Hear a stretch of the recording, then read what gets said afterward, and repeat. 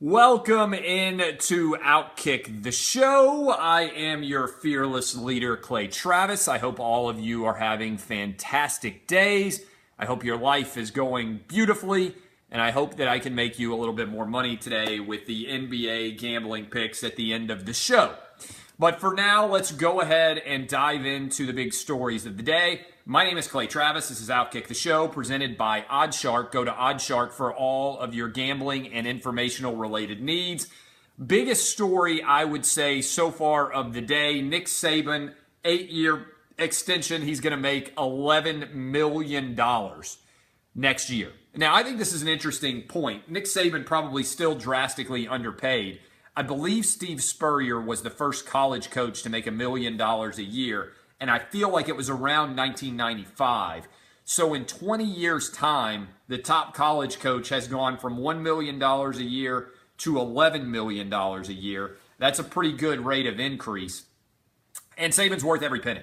I don't think there's any doubt at all that Saban is worth every penny. But the most interesting thing about Saban's rise in salary is that unlike everywhere else where superstars make a lot of money and other people may not make as much, everybody, let me give you this thesis. This is a big thesis that I think connects across the football universe. And I don't think very many people have made this argument, but I want you guys to think about it for a minute. What unites the NFL and college football is one common thing: a scarcity of talent. By which I mean this. In the NFL, there are only about 10 or 12 guys who are really, really high-level quarterbacks. Everybody else is in the business of trying to figure out if they can find a high-level quarterback. And the other 20 teams in the NFL really have no chance at all to win championships. Now, we can argue about who the top 10 or 12 quarterbacks are, but I'll run through who I think they are in no particular order. All right? Tom Brady, Drew Brees, Marcus Mariota, Ben Roethlisberger, probably still. Maybe Cam Newton. Maybe let's go out there, Josh. Maybe let's go ahead and say that Aaron Rodgers is certainly the best quarterback in the NFL. You guys can just all name them. Derek Carr is in that mix. You run through the guys that would automatically. Kirk Cousins, I think, is a top 10 or 12 quarterback in this league. Guys, Andrew Luck, Matt Ryan, all these guys are top 10 or 12 quarterbacks in the league. All right? Undeniably, I think Eli is also a top 10 or 12 quarterback in the league. You run through all these different guys, and there are only about 10 or 12 of them. That's 100% true. There are only about 10 or 12 guys that are great. And Jameis Winston may be right on the outside of that periphery, okay? If you don't have one of those top 10 or 12 guys, people are just like, oh, LOL at Marcus Mariota. Marcus Mariota is unquestionably one of the top 10 quarterbacks in the NFL right now. And if you don't understand it, it's because you're a fucking ignoramus. That's the truth, that you haven't watched him play. He is, without a doubt, one of the top 10 quarterbacks. Matthew Stafford would be in that mix. Certainly Tom Brady. That is undoubtedly the case. Now, you can argue against Mariota. You're 100% wrong. You're 100% wrong. He's basically a top 10 quarterback this year in his second year in the NFL. He's still only, whatever he is, 23 or 24 years old. Russell Wilson is also in that mix. Undeniable. If you argue against him, you're an idiot. You're wrong. You can deal with the fact that you're an idiot. Point is, there are only 10 or 12 guys, okay? There are only 10 or 12 guys in college football who are, and I named 13, okay, so sue me. There are only 10 or 12 guys in all of college football that are capable of winning a Super Bowl. And every year that can vary a little bit. Several of those guys are really old. Everything else, kind of, you break it down. College football is similar. Except in college football, it's not about the quarterback, it's about the coach. There are 10 or 12 coaches in college football that are elite level coaches that are capable of winning national championships with the program that they build around them, right? I want you to think about this with me. Nick Saban is unquestionably the best coach in college football. I think Urban Meyer is unquestionably the second best coach in college football. And then we can start to run through our list of who we think also is there. I think now you have to put Dabo in the top 5. I think you have to put Jimbo Fisher in the top 10. I think you have to put Jim Harbaugh in the top 10. I think David Shaw. I think Bobby Petrino. I think James Franklin. Like, you can disagree with some of these different names. Used to be Art Briles. I think there are about 10 or 12 guys that you put into that list, and they are capable of winning national championships, right? And so what has happened, what is fascinating about it, is Bob Stoops is in there too. What's fascinating about this is that instead of only those top 10 guys making really big salaries, everybody else in college football recognizes that they may or may not have their guy, but they pay as if they do have their guy. And that's how they show how serious and committed they are to college football. Think about it. If you are LSU and you had Les Miles for a long time, you went out and paid big money to Les Miles because you didn't have Nick Saban. But the way you showed your commitment to your football program was by how much you paid your head coach. What's the first thing that you hear at a school like Kentucky, let's say, which just sold its naming rights, by the way, to Kroger? What's the first thing that Kentucky football says? Oh, we're paying a ton of money to Mark Stoops. That money that they're spending on Mark Stoops is not what Mark Stoops is actually worth. It's what they're paying to demonstrate how much they care about football. And the result is a rising tide lifts all boats when it comes to a guy like Nick Saban. The reality is Nick Saban and Urban Meyer should be making infinitely more than everybody else in college football, right? They're the two best.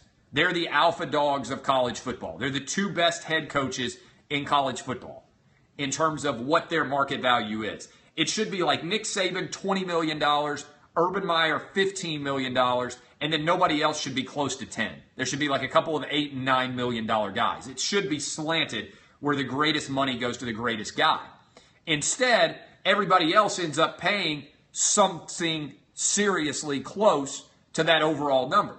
And as a result, yeah, Nick Saban would be worth $20 million a year. I think that.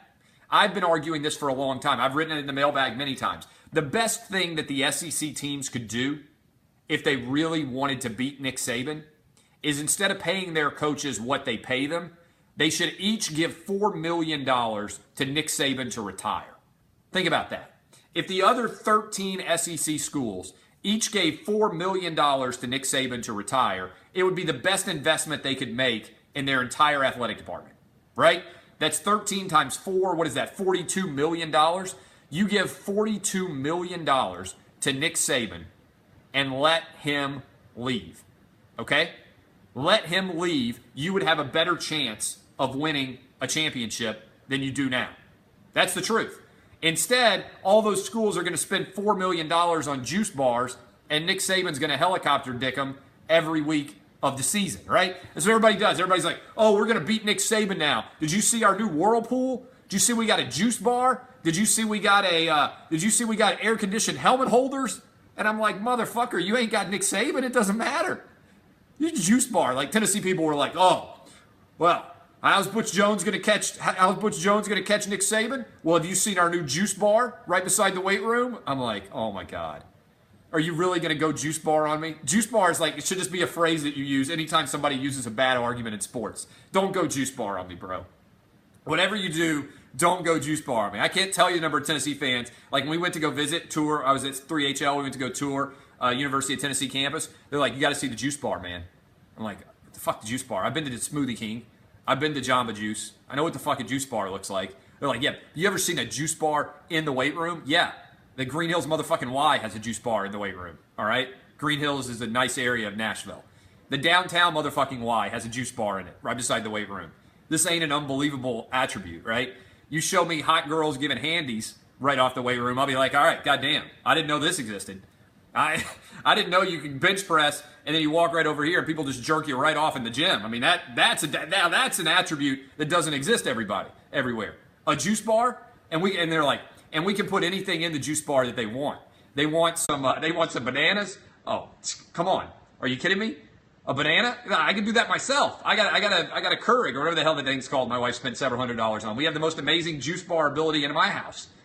We're not gonna beat Nick Saban. And I remember saying that. People were like, this is really nice. And then we have a water pool. We got did you see the bathroom? Did you see the whirlpool? It's got a waterfall in it now. I'm like, what are you talking about? A waterfall in the bathroom? Like, none of that's going to beat Nick Saban. You could give Nick Saban a JV locker room, and he would still beat everybody's ass because he's a better coach. And so what you have is all this ridiculousness, right? You have this penumbra of greatness that surrounds the players. They can't make any money, but they've got awesome places to go play video games. And they have air-conditioned helmet holders, and their pads are air-dried. And the result is the University of Tennessee's facilities are a lot nicer than the Tennessee Titan facilities. That's the truth. But the reality is the facilities don't really matter that much. What really matters when it comes to wins and losses is the coach, and there's only 10 or 12 really good coaches in college football. So Nick Saban at $11 million a year is underpaid. Underpaid relative to what he should be worth on the open market. Because if Nick Saban went to Tennessee, has virtually no buyout, if he went to Tennessee, he would win 2 national titles in the next 8 years. The final 8 years of his coaching career, I have zero doubt that Nick Saban would win 2 national titles in the final 8 years of his coaching career at a place like Tennessee. I have zero doubt that if Nick Saban went to Auburn, he would go there for 8 years. He would win at least 2 titles in the next 8 years at Auburn. You know, same thing at LSU, same thing at A&M, same thing at Georgia, same thing at Florida. All the top schools in the SEC, if Nick Saban went to them for the next 8 years, I think he would win 2 national championships. So what's that worth to you? What's that dollar value worth? Well, that's a good question. To me, it's a substantial amount of money. And so the other thing that immediately spirals out of this is a lot of people start to say, why aren't you paying the players? And I'm going to go ahead and pay myself and hit this ad button right here and start an ad on Facebook because we continue to test this, and I'm pretty impressed. All of you will get an ad for 15 seconds, and I'm just going to sit here and hang with you for 15 seconds on Periscope because Periscope doesn't have the interstitial ads yet. But I'm going to tell you that the juice bar is an absolute disaster. The juice bar is an absolute disaster, and anybody who makes a bad sports argument to him, you just say, don't juice bar me, bro. Don't juice bar me, bro. Just whatever anybody says a bad argument to you, don't try to say, like when Tennessee said, we got a juice bar now, we're going to beat Nick Saban, don't juice bar me, bro. It ain't happening. Okay, so a lot of people then immediately say, okay, why can't we pay players when Nick Saban is making $11 million a year? Well, this is an interesting question. What most don't say about athletic departments is that they're effectively run by and large at zero revenue.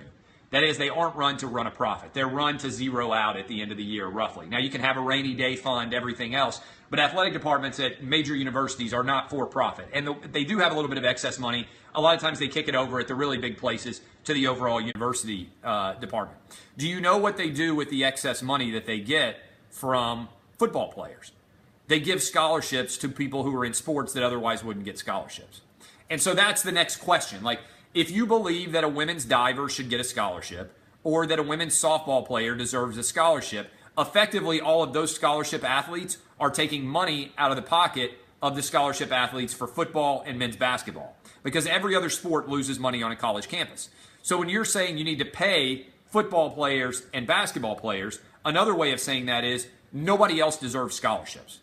And also, nobody talks about the complexities associated with Title IX, which I think is a total bullshit program, the way it's been implemented since the Obama rules, by the way. I think it's totally broken. But if you're saying that men and women have to have equal scholarships, I've got a fascinating legal argument for you. Is football really a men's sport, or are men just better at it than women? In other words, do you think Nick Saban would start a badass female if she was good at playing linebacker? Technically, she's able to play football, right? She's just not good enough at it. I would love to see somebody make this argument. It's not a men's sport. Football is a sport that men are better at than women. If somebody was an incredible quarterback and was a woman, she would get to play.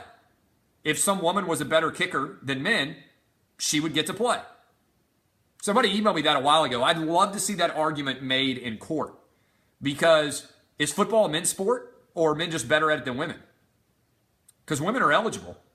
There's no way. I mean, look, you can play high school football. You can play, there's not a women's football league. You can technically play in high school if you want to.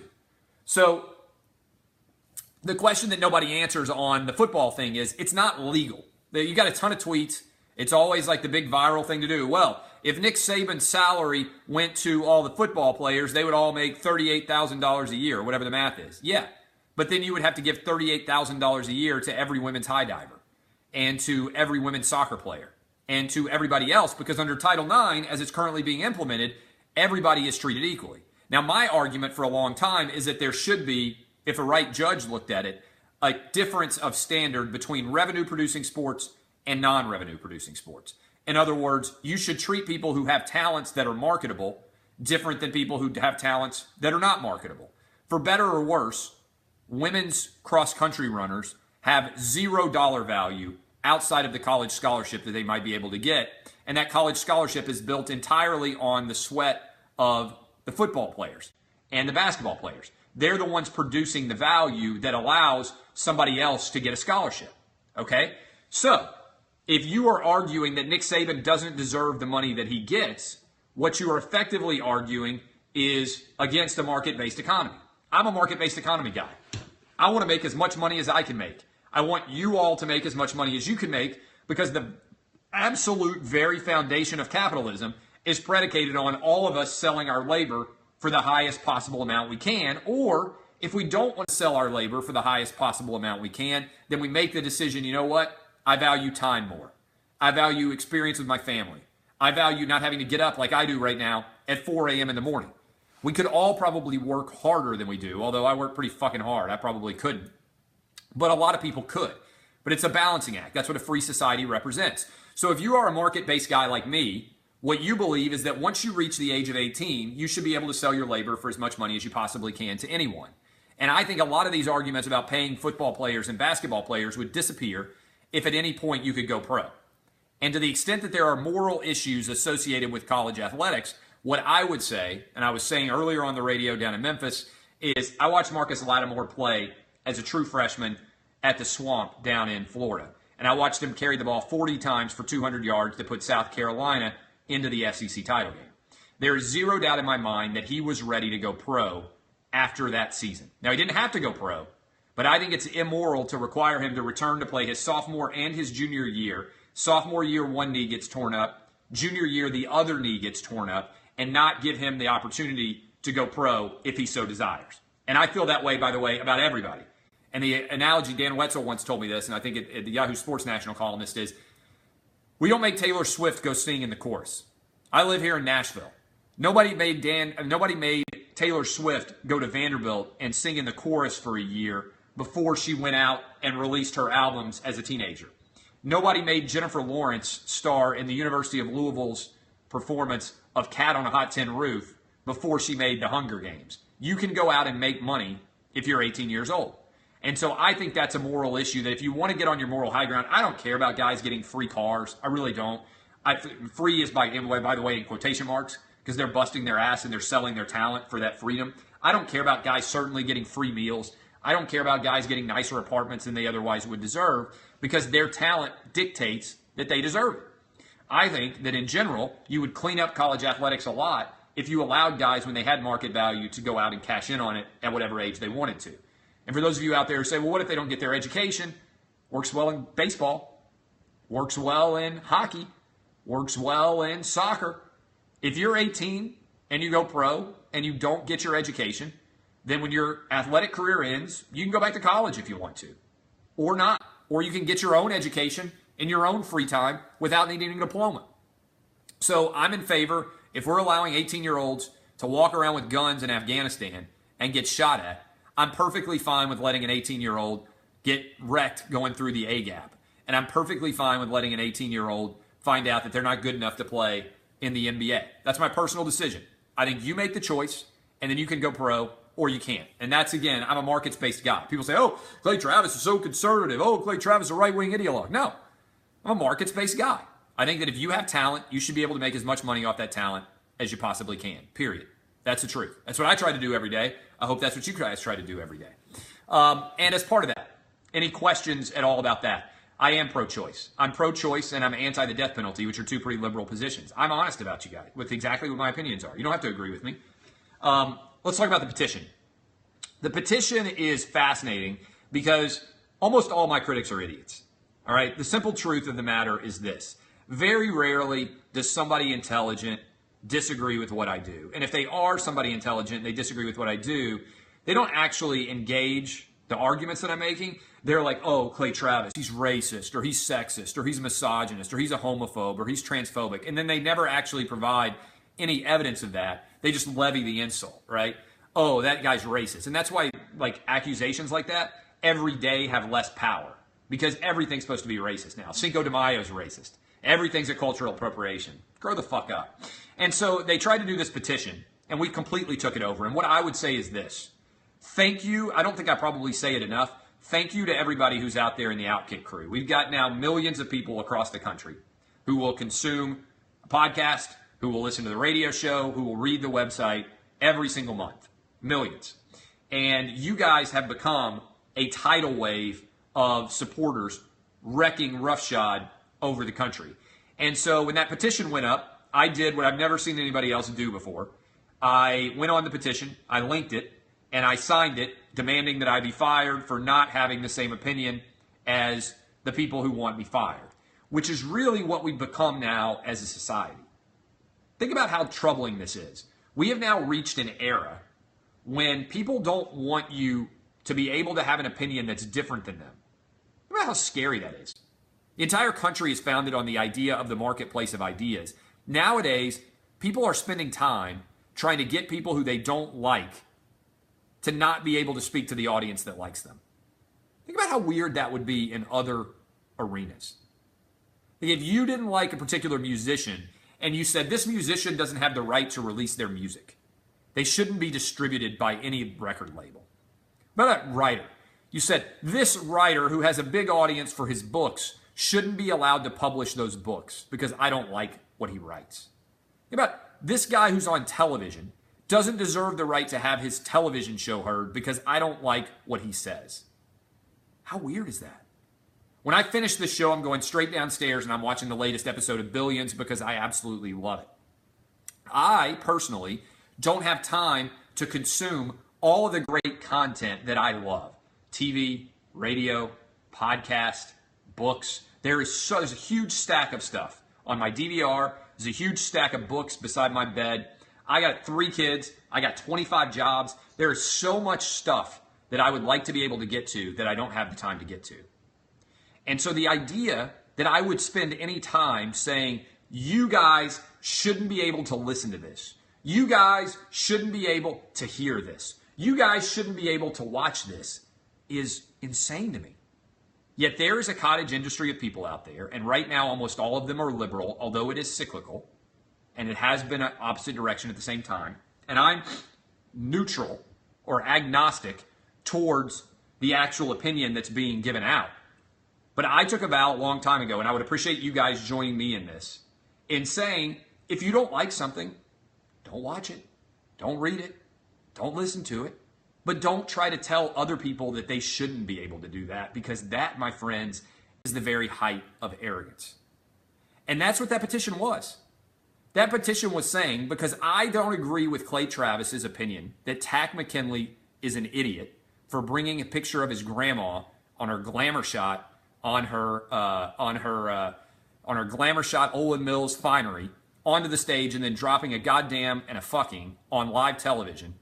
I don't believe that Clay Travis should still be able to be employed. Think about how scary that is. Think about how insane of an argument that really is. That is an absurd proposition. That makes absolutely nothing of any sense at all. Yet people will legitimize that.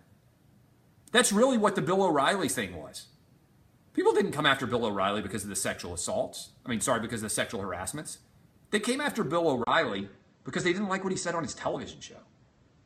And regardless of what your opinion is in sports, politics, pop culture, anything else, it should be scary to you that these losers can come after people and try to shut them down. Now, the positive here for you guys is this. I think I'm at the forefront of doing this. I'm going direct to you guys right now on Facebook and on Periscope. And I'm telling you exactly what I think every day around 3 o'clock Eastern. And I'm also doing that from 6 to 9 a.m. Eastern on my radio show. And when I signed up for my radio show, I think I have the best bosses in media on my radio show. Don Martin, Scott Shapiro, they're fantastic. When we signed up, I said, just please give me the creative freedom to say what I want to say and not to try to stultify me and expect me to say one thing or the other.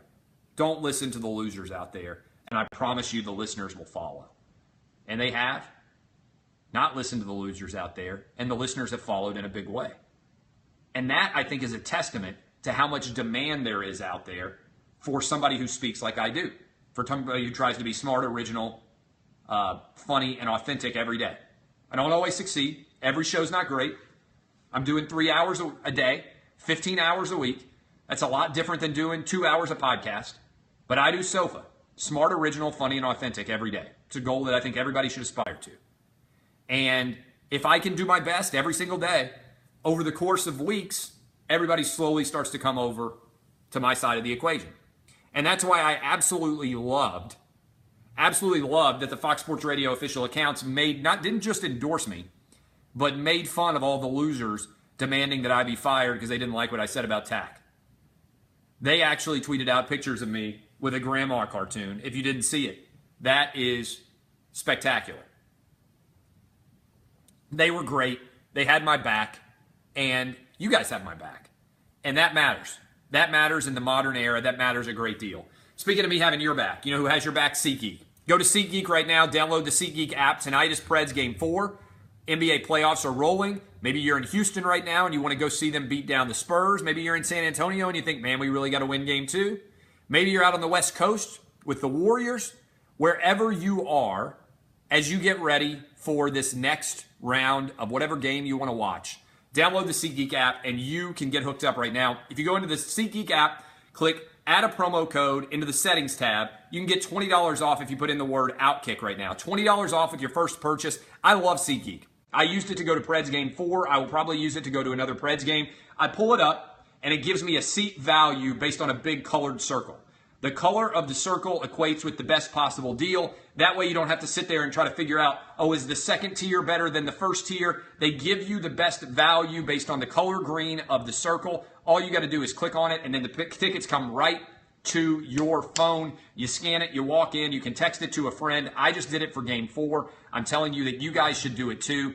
It is unbelievably easy to use, and you will be glad that you did as well. I am Clay Travis, and I'm telling you, go download the SeatGeek app, put in the code OUTKICK, save $20, go to the promo code, go to the settings tab, click add a promo code, and put in the promo code OUTKICK. I use SeatGeek, and you should use it as well. Okay, two different additional games I want to give you. Tonight, I'm telling you right now, Jazz plus 13.5 is actually a fantastic play. And I also like Wizards plus 5. Those are my two gambling picks. Jazz plus 13.5, Wizards plus 5.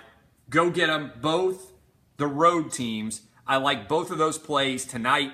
I think the Warriors are going to come out slow. I probably also would like them in the first half. I'd like the Jazz in the first half, but I certainly like the Jazz plus 13.5 for the overall game. No, I do not think the Jazz will win, but I think it'll be close. I think the Warriors will win by single digits. Okay, any other questions that you guys have? Rapid fire bitches time. I am Clay Travis. This is Outkick the Show. If you enjoy this show, you can go subscribe on the podcast as well. Just get the audio, and you will be glad that you did it. You can also go subscribe to Outkick the Coverage, my morning radio show. We now have a condensed version of that show, which can get through in about 50 minutes as opposed to an hour and 50 minutes. It's a great gig. Go download it. You'll be glad that you did. I don't usually have guests on this show because I do it from home, so it makes it more difficult. So I probably will not have guests. Why no pics of my grandma like I promised last week? I don't know that I have a picture of my grandma here. I need to track one down. I heard about the racist Red Sox fans. Here's the deal. This is probably not going to surprise you. I'm not willing to believe a racist Red Sox fan unless I have tangible evidence of it, right? I've heard so many accusations of racism here lately, and as soon as you actually investigate it, there's nothing to it. And it's happened in sports too. Oh, that guy said something racist to me, and then you find out, no, he didn't. So I don't doubt that there are racist Red Sox fans. I find it very unlikely that they're screaming racial slurs from the seats. Here's the other question I have for you. Why do we focus on that racism? Like, I'm sure, why is it worse to say like, oh, you're a racial slur than it is to say your mom's a whore and I banged her last night? Right? Like, people say mean things all the time at the baseball stadium and at any place where you go to compete in sports. I'm just kind of over it. You know what? I mean, like, there's always going to be assholes, and you should go ahead and light them up and embarrass them. But I just find it unbelievable that in this day and age where everybody has a cell phone, where everybody is Snapchatting at all moments, where everything goes viral, that if there were a person in a Boston Red Sox seats screaming racial slurs at someone, like Joe Mixon claimed that somebody said a racial slur to him when he punched the girl, and it was not true, and he later admitted it was not true, I'm just not willing to believe it, absent the tangible evidence of it. It's so easy to have something racist go viral today. Don't you think that in a 35,000-seat stadium in Boston, if there was somebody regularly berating Adam Jones with racial slurs, that there would be some element of video of that? that would have immediately gone viral and that ESPN would have put on and played all day long? I mean, it's a legitimate question. I'm not trying to say that there's not racist people in the world. I'm just saying that if you're in a 35,000 seat stadium, 37,000 seat stadium, whatever it is, the Red Sox, and somebody is screaming racial slurs loud enough to be heard on the field, don't you think that somebody would have a video recording of those racial slurs? That somebody sitting in the Red Sox stadium would have been offended by what they were seeing and would be a social justice warrior in a New York, Boston area of all the places in the country? I just find it very surprising that wouldn't have gone viral. So just because somebody said something bad to me, I think the end result is that people feel bad and sympathetic for Adam Jones, right? The baseball player. And I think that's the natural empathy. It's like, oh, it's so bad, somebody's racist. But what if somebody's just saying that and it's not true? Or what if somebody misheard what was being yelled from the stands and decided that it was a racial slur? I just am saying this.